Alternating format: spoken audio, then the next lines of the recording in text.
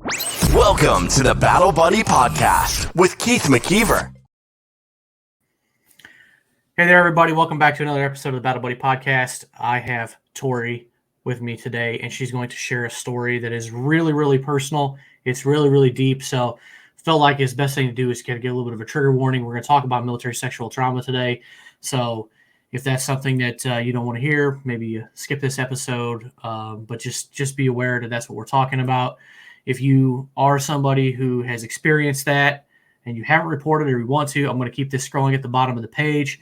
You can go to sapper.mil/victim-assistance. That'll be in the YouTube as well. So you can find information there about ways that you can report things. If you're still in the military, you have classes on this all the time. So I know you know where to go, but just go seek help and get it. So we'll bring Tori in. Welcome, Tori. Hey, how's it going? Good. Welcome to the podcast. Thanks. I kind of gave my trigger warning already, but go ahead and introduce yourself and what your story was, how you ended up in the military. Sure. So, hi, I'm Tori. I've been in the U.S. Army Reserves going on 8 years, almost 9 now. I enlisted in February of 2013. I was a sophomore at the University of Alabama, and I kind of just realized I wanted something a little bit bigger than myself. I felt in some ways I've been handed a lot of things my whole life, and I really wanted to join an organization that was physically challenging, mentally challenging, rewarding in ways that I felt like I wasn't really being rewarded in school. And so here I am, almost 9 years later, still loving it. And I guess if you had asked me back when I enlisted, if I thought it would be as mentally challenging as I thought, I'd say yes, but definitely in different ways. So that's it's totally understandable. You never know where those challenges are going to come from. And the University of Alabama, that's I'm going to hold my comments on that. Oh. Just kidding. Oh. Anyway, I'm just kidding. We connected a long time ago, and it seems like forever ago now. Actually, on TikTok of all places, I was scrolling through one night, and it was probably like your fourth or fifth video where you were talking about military sexual trauma, what happened to you.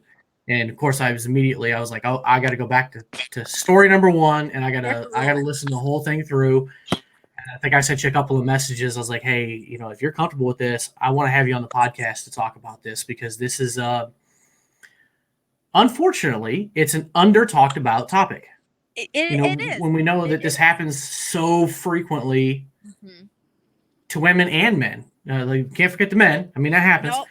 Nope. It's not unfortunately mutually exclusive to women. It stems no boundaries. So unfortunately, that part's not talked about. And we don't even talk about military sexual trauma when it comes to women, let alone when it comes to men. But you've got quite the story, and I wanted to bring in and let you kind of share your story. And then we've talked previously, so I have a few follow-up questions, some different things. But go ahead and share your story. Yeah. What's your comfortable part, anyway? Yeah. I'll paraphrase. It is kind of long. If you want to find me on like TikTok, I think it's like a 50 some odd part series on there. Fortunately, TikTok is definitely not the place, or at least at the time, was not a good place to share it, because you had a minute to talk about it. Yeah, it's a lot of short little segments. Yeah, and of course now they've got the 3-minute feature, and I'm like, if only I'd waited a few months. That would have cut your work a lot. 3-minute segments instead of one. But yeah, long story short, paraphrased edition. A colleague of mine who happened to also be married to one of my soldiers, who was also my friend, essentially tricked me into showing up at my colleague's house, thinking that it was the wife, who is my friend, had invited me, when in reality she had no idea I was coming over.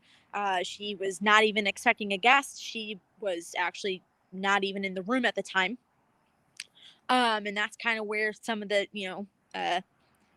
fuckery, so to speak, kind of started going on. Just a lot of hands being put in places that they didn't want to, insistence that I kiss them, and if I didn't, it would continue, and if I did end up kissing them, they'd stop. I was basically a lot of saying no. things turned a little bit violent when my back was turned. And like I mentioned in, I guess a later part of my videos, probably part 15 or 16. Like I said, it's a long series. When I was finally leaving their residence, my assailant followed me to my vehicle and basically proceeded to finish the act. And at the end of it, he was like, well, you're not going to say anything, right? This was all good because, eventually you stopped saying no. And that's kind of what I want to highlight on, ladies and gentlemen. Just because someone stops saying no after repeatedly saying no, that does not mean that it all of a sudden means yes.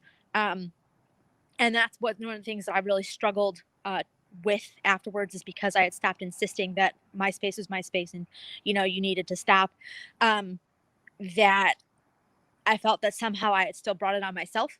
And I waited a little bit to report. It's a big thing, making the decision to ultimately invade your own privacy. And you already have no peace of mind because you've just suffered a traumatic thing. And realizing that it's going to change like the whole dynamic of your unit, or your friendships with people within your unit, or even within your own chain of command. So the event in itself happened in March, and I didn't report until about May. And again, I'm a reservist, so it's not like I was seeing these people all the time, and I thought I'd be able to kind of get over it and perform my job function to the best of my ability. But when I started to realize I couldn't even look my friend in the eye because the thought of being around her made me so uncomfortable, just knowing what her husband did to me. And the fact that when I had brought it to her attention, how he'd been behaving around me previously, and the comments he would make towards me, and the fact that she had basically been defending him, being like, oh, he's just joking, he'd never actually do it, he doesn't mean it, like, why would you say such terrible things? And I realized now she was young and naive, and also at the time pregnant with his child. So she just, I don't think, wanted to believe that that's the man she married was capable of doing that kind of stuff. But eventually, honestly, what was the snapping and like deciding factor in me also reporting too is the fact that she was kind of talking shit about someone else who had reported her husband doing a similar thing to her. He had shared obviously with her a little bit like of what was going on, just because it does affect, the marital dynamic. And she ran her mouth and was just like, she should keep her mouth shut. She needs to mind her business. And I basically just told her, I was like, no, I support this person who's reporting their incident. She said, why? And I was like, because your husband's done the same shit to me too. I was like, and you knew it, and I told you, and you didn't want to believe it. So that same day, I went to my acting first sergeant at the time and was like, hey, I know we just had the divisional SARC. In the Army, that's basically the same thing as like SAPR. It's your sexual assault response coordinator. And I basically was like, we need to call them back. I know they were just here, but I'd like to file a complaint, and I'm skipping battalion and company level. I want to go straight to the division. Yeah, they were there like literally like a week before that or something, right? Like that weekend or something like that. Yeah, that weekend. So like it was a Thursday, Friday, Saturday drill because of just annual trainings, and one of which being SHARP.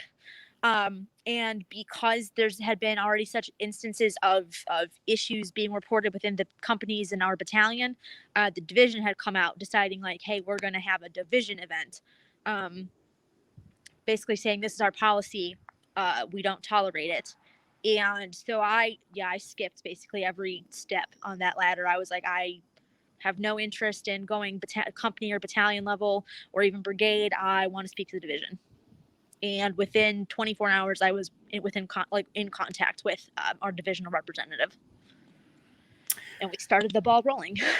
Yeah, and that is definitely a much shorter version than the 50-something odd things on TikTok. But I felt like the viewers deserved a paraphrased version rather than me sitting here for probably an hour and a half. We could have been here forever at that rate, but exactly, we ain't got that kind of time. It's all right. No. We all got things to do. Eventually, we got to eat dinner and go to bed, right? Right. And I'll still be telling my story. So it is. So people could definitely go find you on TikTok and they could fill in all the gaps, but that definitely hits everything from what I remember. And that was months ago too, but yeah, I remember all that because like I said, as soon as I was going through it, I was like, man. And you're not the only person I've talked to about military sexual trauma too. I'm like, let's share this story. Like it needs to be talked about. it's infuriating. And like I saw a statistic once, I can't even remember where it was, but just sexual harassment at the VA, that like 1 in 4 women that go into a VA facility are sexually harassed before they get in there. Yep. And I had this conversation like a week ago with somebody offline, and she brought up some good points I never thought about before on that's a little different. Obviously sexual harassment, but at the VA you have some older gentlemen, not to make excuses for them, but there are generational differences. There are. Terms like sweetie, honey, those things that come out of their mouths could be interpreted wrong by some people when they may or may not be harassment driven. That's everybody's own opinion, right? I mean, no, and I agree. I think you have to look at some ways, a generational difference. But when it's someone who's like falling, I think within the same generation as you, yeah, that definitely have to start being more cognizant of like how they mean it. Yeah, I don't think you should ignore it, period. But you should be like, okay, all right, was it just a comment as I came in, or was it more? I don't know. Like I said, that's for everybody to kind of determine. But when you just look at the fact that that's just sexual harassment, just walking through the doors of the building, it should point a pretty clear picture that sexual harassment, the way women are treated, military sexual trauma, all of that, we'll just throw it all in one big pie, is a problem. Like it's a systemic problem, yeah, and it's because I think we talk about these classes and we go through the motions, but how many times have you sat in training where they rushed you through the slides being like, oh, everyone knows this, right? Okay, let's check the bubble. Well, the sad part is having a real conversation about it and why it's important that this training actually is like taken seriously. The sad part is there's people that are doing the right thing. They're not violating anything. And yeah, for them, like they could just blow right through it. But who's sitting in that room that's either guilty or is sitting there holding on to something deep in their hearts and their minds that has happened to them and all that pain, just like yourself, like, you're sitting, I can't imagine just sitting there listening, be like, oh, I mean, I this is me, and everyone I know what to do, but like, I can't. Like, well, and I think must be freezing up. Oh, I'm sorry. No, I'm talking like just freezing the person up. Sorry, of like just to sit there and just to listen to that and know, like, it be put in your face again of like how you report it and what the process is, and then to be kind of like frozen in your own shell of like, I've got this secret, I've got this story, this thing happened to me, but I am too frozen physically to go, to go say something about it because it's so underreported. Well, yeah, and of course, then having that mentality of like confliction where you want to say it, but you see how like your own organization treats the training, and you're like, well, now I can't because they make a joke out of it. I can't tell how many times like we'd see that and at the time, before it happened to me, I was like, that tea video is so dumb, where it's like it's so cheesy and so 1980s, and it's like if she doesn't want the tea, you don't give her the tea. She doesn't want to drink it. She doesn't want to have it. She doesn't want to hold it. No tea. And I was like, naive and young, and I would laugh at it because I was like, that's so stupid. Why would they use that tea analogy? And I guess at the end of the day, it's like, really doesn't matter what the analogy is. Like the topic is serious, and I'm now older, wiser, and more traumatized. But the training, regardless of how cheesy it is, it has its purpose. And if people would take it seriously, no matter how silly the instructional tools are used, maybe people would feel like they can actually like have open and honest conversation about what's a chronic problem within the military. And you think it shouldn't be that hard to have an open, honest conversation about it? Because if you join the military, unless you're that like 1% that joins the military at 17, you're an adult. Yeah. I mean, there's a few people at that age, but generally speaking, like, you're all adults. Differing levels of professionalism, maybe, but you should be able to have open discussions about different things. I mean, you do hard things in the military anyway. Mm-hmm. It's just a hard lifestyle. You have all the other mental games that leadership plays, and just being in the military does all that stuff. Thank goodness I'm not still in. I don't know how you do it, but yeah. Well, you're close to 10 years, so you got a big decision to make eventually, right? Oh, at this point, you might as well stay in. Yeah, I'm there. Yeah, you're close enough. It's close that enough. Tipping point for everybody, but yeah, it's not it's one of those topics that I just don't know why we haven't moved closer to it being less taboo to talk about. And, there's probably an argument to be made that some of those videos could be updated a little bit more and just be point freaking blank. Like I say, we're all adults, right?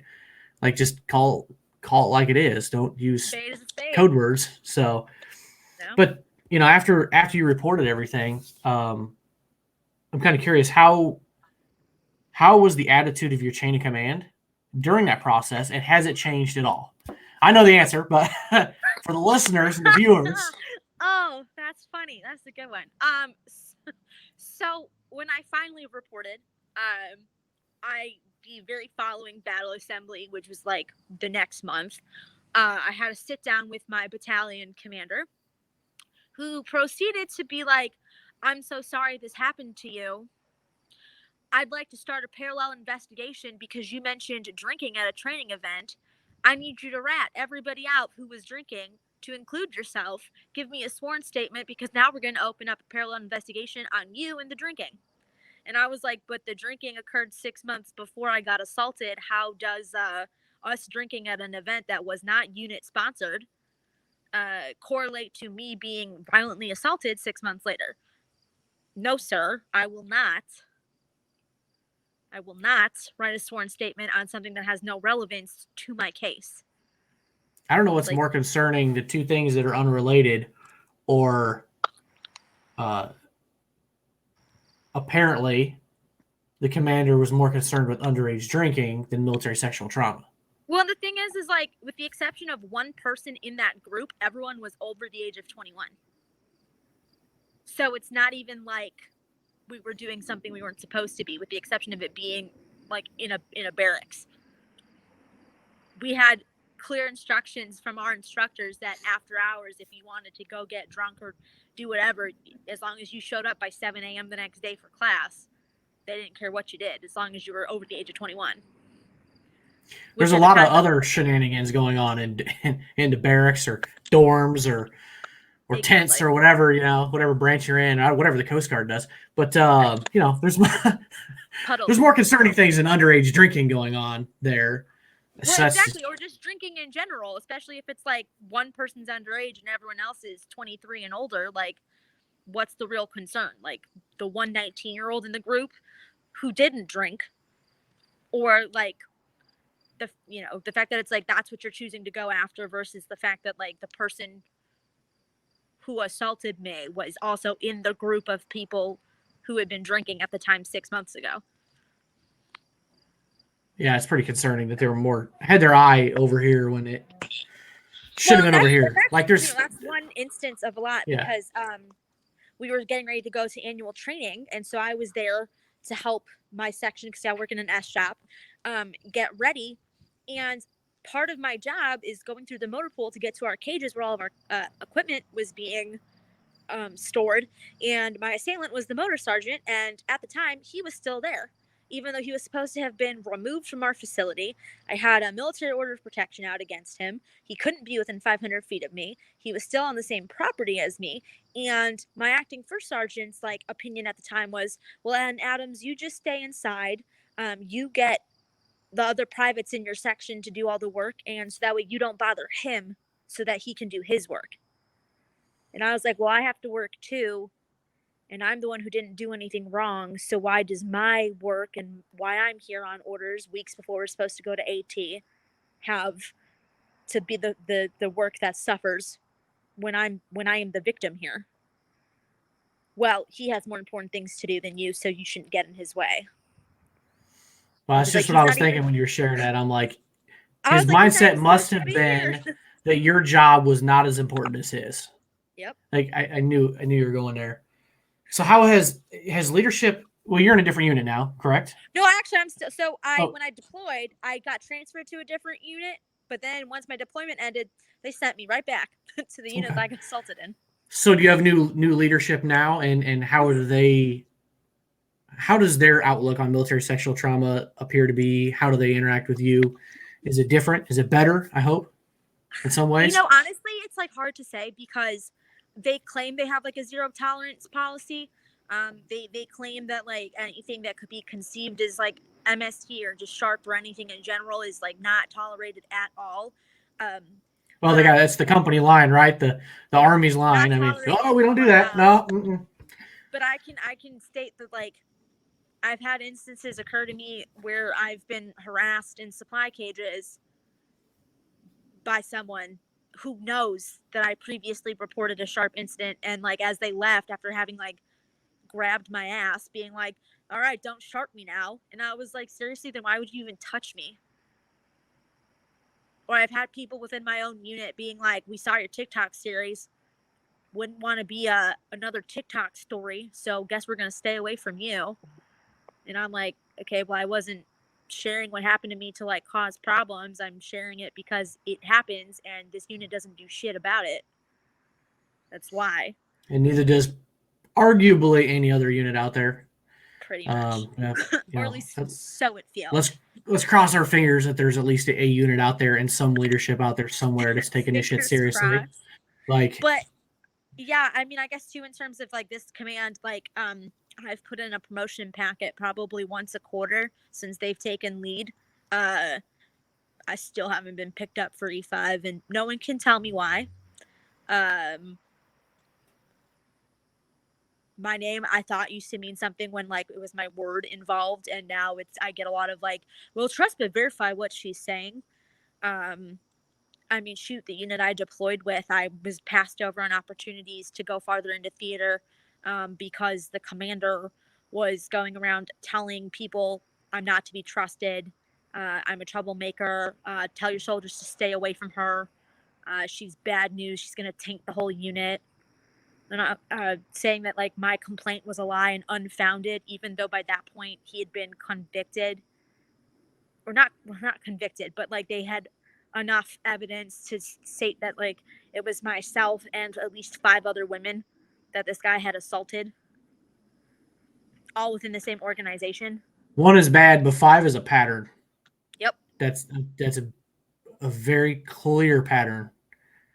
That's ridiculous. So how have you handled, because I know it's not just leadership, I know it's other soldiers in your unit too. How have you handled the rumors and the stuff that's being said behind your back, knowing that it's being said? I'd like to say I try to keep my head held high and I ignore it, but there have definitely been times where if I catch someone saying something, I don't ignore them, and I have no problems telling them off at all. And I have the full backing of my platoon leader, because he knows, and he's been one of the only people that's been very like zero tolerance about even like the gossip and the rumors.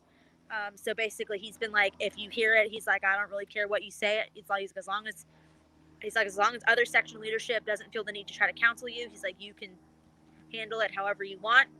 If you choose to ignore it, that's fine. He's like, if you want to tell these assholes off, he's like, you have my permission to say whatever you want, however you want to say it, and just let me know what way you go. So that's been pretty great. Good for him. That's I still can't figure out why I'm not getting promoted, but yeah, baby steps. At least you got that frontline supervisor that is looking out for you and believes you, and I know that's got to make the world a difference. It helps. It definitely helps. Because I know I look back on my time in, and I was a supervisor for a while, and I had a couple of female troops, and I had one that had some behavior issues that seemed to come up out of nowhere and couldn't figure it out. And, here I've been out 10 years now, and with doing this podcast and talking about these issues, it's become very clear to me that there was something going on. And if I was a betting man, I would put money on the fact that she was a victim of military sexual trauma. Probably. It really is. It can change your behavior. It really does. Like, yeah, she was, she was the kind of troop that was, I wasn't going to say high speed to begin with, but, show up, do your job, just there, Mm-hmm. and then all of a sudden it was, late, didn't have gear, forgetting things, not doing things when they're supposed to be done. It was like, what is going on? Yeah. And as a supervisor, I'm getting fire breathing down my neck of like, what's going on with your troop? And it's like, I don't know. I would try and talk to her. She would just completely seize up. And it's like, I'm your supervisor. Let me know what's going on. Let's like work through this, right? So you could show up on time, like have your gear. Like it seemed like it was just that, but all these years later, I can't help but to think that it had to be something way deeper than that. And I don't know why my mind never went there, that somebody would have done something to her. You have those trainings once a year, but nothing was ever pointed out, right? That like, is there somebody in your unit that's just all of a sudden had a change in their mentality? They're forgetting things. They're not showing up, like all these different things. Like that should be a sign to somebody, a red flag that there's something wrong. Something's going on. Yeah. Like, and the sad part is everybody in leadership, we're just sitting there scratching our heads like, I don't know. I don't know what's up with her. Can't figure it out. She wouldn't tell nobody. Well, and that's and it's the sad part. We're guys. the same. I understand why she wouldn't want to come to another guy. I probably wouldn't trust any guy after something like that. But and hopefully, I don't know where she's at now. Hopefully, she's gotten help that she needs and straightened her life out. But anyway, that was my experience as a supervisor side of it, and that's just it still kind of frustrates me to this day, because I'm like, if that was the case, I really wish she would have told me, because then we could have figured it out. Like we could have went somewhere, reported it. I would have stood by my troop 100%. Like, yeah. But I can also understand on the flip side how you wouldn't want to trust people. But well, and that's the thing too, is like, honestly, like the drama and just all the bullshit that it's kind of caused, like for me reporting, there's a lot of days where I was like, I wish I never said anything like at all, because it just caused a lot of unnecessary drama, and I feel like my career stagnated. It took such a mental health toll that, like, I've tiptoed the line between being like considered too overweight and all that kind of stuff, because just the mental stress of it, like it does weird shit to your body and like your mentality. And I, at one point, just to cope with it, I would just, it was like, I was drinking a lot. It was copious amounts of alcohol, just trying to like basically make the memory of what happened like go away. And it doesn't, but it affects your career and your performance in other ways, because someone who almost never drinks to then go and almost every night, you put on weight. I don't want to work out because I'm like, if I'm ugly or fat or I'm this or I'm that, maybe then like I'm not going to be a target for someone who clearly thought I was like sexy or whatever, based on my looks, not my personality. It does a lot to you. So then, like, you have a hard time coming back from it. In some ways, Yeah, it totally makes sense. I mean, and that's definitely not a healthy way to kind of cope with things. If you found other ways to try and cope with things, counseling, yoga, I don't know, goat yoga. I know that's a big thing these days. It sounds like boxing. Okay, all right. Okay, there you go. That sounds way cooler than goat yoga.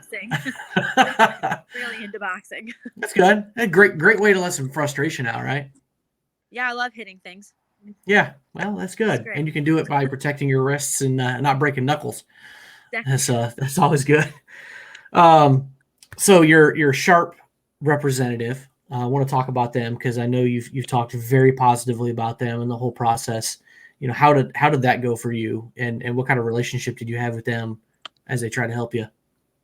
So like the divisional process? Yeah, the guy who, if I remember right, he flew all the way out or something like that to come see you and all that stuff. Yeah. Within a day. He was awesome. So within a day. So like my drill weekend was like a Thursday, Friday, Saturday. And in May, I think I called him like Sunday. By Monday, he was like, I'm on an airplane. I'm coming to see you. I know I was just there. No worries. I'm turning around. I'm going to spend like a week. We're going to talk through everything. I'm going to help you start filing the reports with CID. Within like 24 to 48 hours of having spoken to him on the phone, he was on ground in Chicago. He was in my hometown. We met for lunch. We like kind of laid out just the first ground steps. The next day we met for coffee, and I started telling my story and everything that had happened. And then by like the third day, he had gotten like my special victims counsel, my lawyer, on the line with me, and she was brought in from like El Paso. And so then the three of us sat down and like, again, went over everything, like went over legally what we wanted to happen. Within day 4, day 5, I had CID down from Fort McCoy. And we were talking, I was talking to, to CID. Yeah, from start to finish, within like me notifying him that something had happened to me, like within a week, everything was like up, filed, reported, and he was hounding them to follow out. He was repeatedly stayed in Chicago. I want to think for like a week or two, I think, at my unit, getting statements from people in the unit to attest to this guy's character, to attest to my character, in case someone tried to like throw me under the bus or like try to undermine what I went through. Once he found out what like my battalion commander was trying to do, he, again, on a plane within 24 hours of it, with the G1 from my division, as well as my the 1-star, like the head of my division, like the general, flew out, and heads rolled. That's exactly why. Outraged with how everything was being handled. And not only that too, like my case got gossiped throughout the entire battalion. So like everybody knew. People who weren't even in my company knew, because someone ran their mouth, saying like it was unfounded, I'm a liar, I'm a drama queen, I'm a slut, I'm all this stuff, and it just spread. And I've never seen that many people get relieved of a command so fast. But my company commander was the HHC commander was relieved. The acting first sergeant had been relieved of duty. The battalion commander was relieved on the spot. Anybody who had in key leadership was removed and told basically like, you can stay, but you're no longer in a leadership role. Oh, by the way, you probably should think about retirement because you're not getting promoted and you basically can't re-enlist. And I was just floored once he had been notified of all of that, like from start to finish. By the end of AT, everyone who had basically either was like trying to railroad me or was talking shit or had been complacent in allowing a parallel investigation to try to be like ran against me, or even thought it would be a good idea to put me and my assailant's wife in the same room together to try to have us talk it out, because that was a suggestion, was gone. Yeah, I remember that in your videos. I'm like, that's just ridiculous. Like, wow. Like, what are you gonna talk out? What is you there can't to say? untalk what happened. Like yeah, I was like, oh, what's gonna change? She doesn't believe me, and I'm still now in her mind responsible for her life becoming like difficult.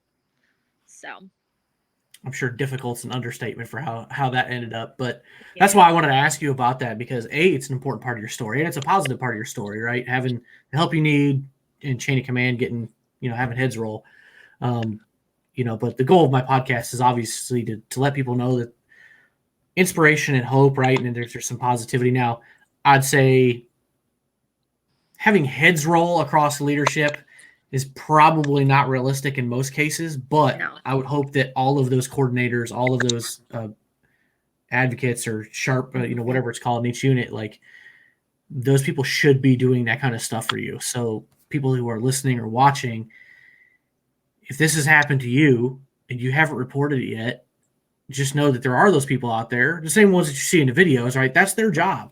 Let them come in and do what they can do. I mean, temper expectations. Like I said, they're probably not going to get heads to roll across the unit, but they could definitely be there for you, get the ball rolling, get things happening.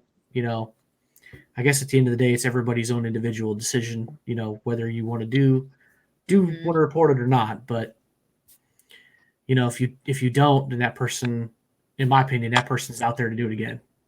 Pretty much. I mean, and that's, I think, honestly, the ultimate goal is like, and I understand it's a really scary process. I mean, honestly, there's a time where I didn't even know if I wanted to do it, but ultimately kind of what came down to is if I hadn't reported it, there's a good chance that he would have been allowed to keep doing it because, one person saying there's an issue, questionable, but once you start getting that second, that third, or in this case, up to 5 people to be like, no, this has happened to me, same perpetrator.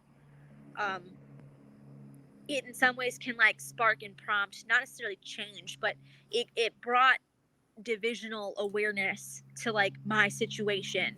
And that's all you can really ask for is hoping that the right people listen and believe you and make it happen. But not that, even that, but just like to know that out there, you know, you can find me on any social media. And if you want to tell me, like, just confide, hey, I understand, like, I support you. I'm here for you. I'll listen. I know how it feels to feel like you're alone in it and, you know, you're not. So. Yeah, at the end of the day, we all gotta be battle buddies, right? I don't expect, honestly, anybody to reach out to me and spill the contents of their story, but, you know, yeah, reach out to Tori, you know, or if you're not comfortable reporting, like there's those places that you can go. There's nonprofits out there. Call them, get the, you know, at least seek the mental health, you know, help that you can. Seek it on the outside, on the down low, so your chain of command doesn't have to know if you're still in. Like, do what you got to do and kind of get your mind right. Like, it's never going to be, you're never going to go back in time to who you were before it happened mentally, but you can find the ways, tools, and stuff like that with a little bit of help of experts. That's their area of expertise, but they say they can help with things like that. You know, at least that's what my counselor says about different things. Oh, you know, we can. There's always tools, right, to like figure out how to deal with things, right? Whether it's PTSD, anxiety, depression, military sexual trauma, or you know, whatever in between. Like talking to somebody helps.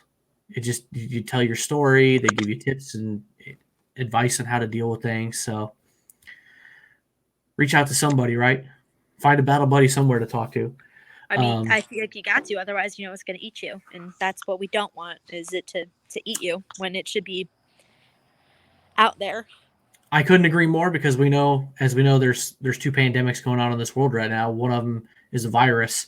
The other one ends with people also being buried in the ground. And we don't want that. I mean, I've heard that those numbers are even higher.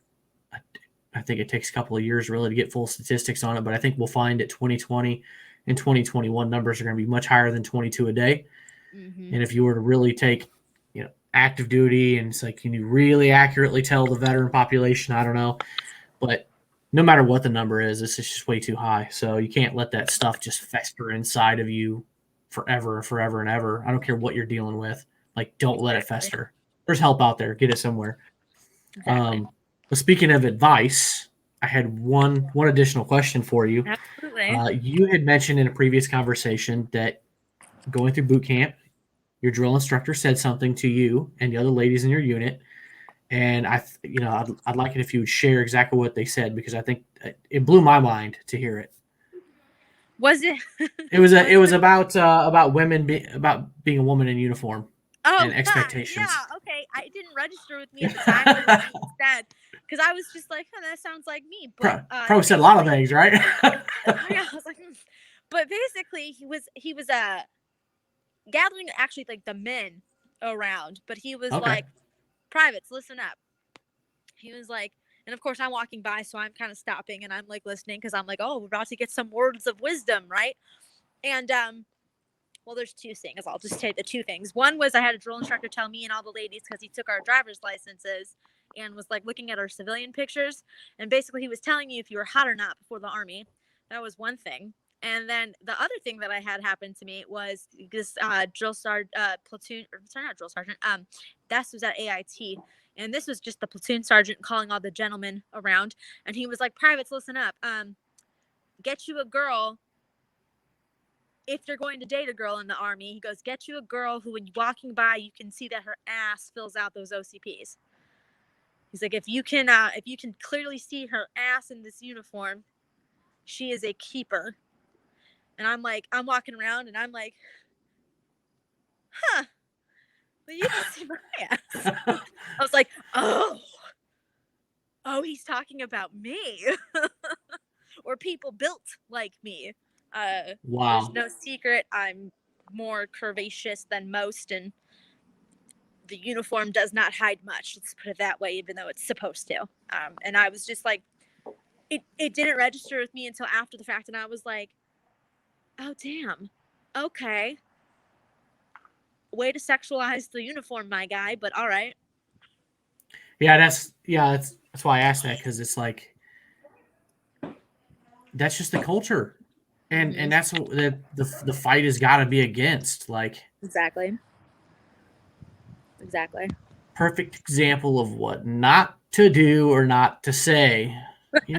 Especially I'm not saying that advice on relationships shouldn't happen at some point in time in the training phase, because we all know some people that get married in those phases. right to the stripper right off base. Yeah, right after they get the Mustang with the 17 and 18, 30% interest, whatever. 25.5% interest rate with the 2-door wheels. The full package with it, but with 0 down because they're broke, they're private. That's right. You can live in the barracks, right? And you park that right in front of the barracks. Yep. Yeah, it's just a darn shame that just the culture, and I hope that it gets. I don't know. It's tough to say because I was in 06 to 2011. You joined in 2013. Mm-hmm. So I don't have, different, not really different eras, but just, slightly different time. I just hope in the back of my mind that things get better, things get more understandable. But, I guess if you look at the long term, I'm sure it's gotten better. But there's more and more women in the military now too. Yeah. If you look back in the 80s and stuff, because you've got more people joining. I think more numbers, there's more strength in numbers, and hopefully that will make a difference and will break down stigmas. There's so many different things that are in this world today that weren't even talked about. I mean, I think we just hit the 10-year anniversary of Don't Ask, Don't Tell being repealed. Yeah. And that was right. I was enlisted. I think it was like the year prior or something, it had been removed. Yeah, and so it's like, okay, we that wall was taken down just 10 years ago. And, I served with people that I knew were members of the LGBTQ plus community before that. They didn't tell. We didn't ask. Everybody kind of knew, right? Like, we weren't going to rat a brother or sister out. Like, there's no point to. Like, they can do the job. They can do the job. But to my point, like, we just broke that barrier down. The number of women in the military is growing by the year. I think it's like 12%, 13%. It's expected by like in 2030 to be like 17, 18%. So like as it grows and we start breaking down stereotype or stigmas, hopefully people are more willing to report. Leadership is more willing to do something about it. And guys can stop being stupid and harassing and traumatizing people. Exactly. Like, and I think what's funny too, especially because so many more women are joining, is like these people who are like trolling on the internet too, being like, women don't belong in the military. And it's like, why would you further perpetuate like this negative negative opinion or negative stereotype? Or like when you've got like the angry bro vets who are commenting on like social media posts, especially from like women in the community, being like, back in my day, and it's like, well, bitch, this isn't 1985. Get the fuck out of here. Yeah, I've been very vocal about it before. I'm like, look, I was security forces, so military, police, whatever. Yeah. I had women that I worked with, and I can tell you flat out that there was women I worked with that were useless, and there was women I worked with that I knew had my back. They could do their job. They showed up. They did their thing, and I can say the same damn thing about the guys. Exactly, because you know what, being lazy or being able to do your job like knows no gender. You're either good at it or you're not. You're either motivated or you're not, and that's not gender relevant.